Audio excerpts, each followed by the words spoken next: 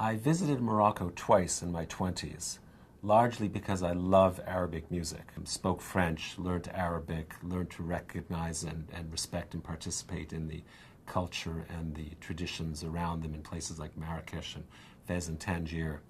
And I remember waking up one day after 2 or 3 months in Morocco and getting along quite well, thinking to myself, there are 18 million Moroccans, and most of them are not interested in science, and they live in a highly charged religious worldview filled with the worship of saints and oaths and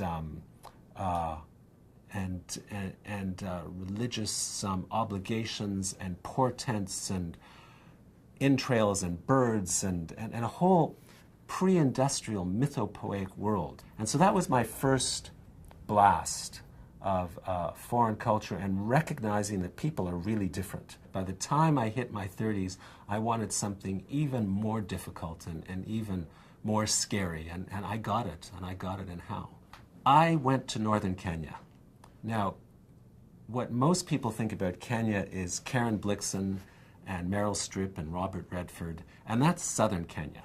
Kenya's really two countries and always has been. It's a beautiful, watered, fertile place of hills and forests and mountains where the English came about 100 years ago and they said, oh my God, this is like England's spring 10 months a year. I think that's the Kenya that most people understand and identify with. But the Kenya, which is really 2/3 of the country, is a vast desert which stretches from northwest Uganda and the southern Sudan across southern Ethiopia and into Somalia. And in those days, when I went out there in the late 80s, there was no email, there were no satellite phones, there was no internet.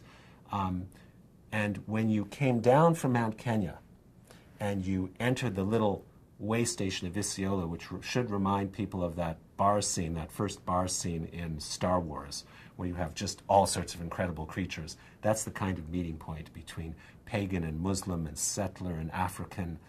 Fantastic place, Isiolo. I really miss it. And then you drive out to Archer's Post and to one of the last of the game parks. And after that, there was no law. There was just the law of the war of all against all. As I become interested in political theory later in life, I realized, oh my God, I was living in a Hobbesian existence for 4 or 5 years. No wonder I was so scared.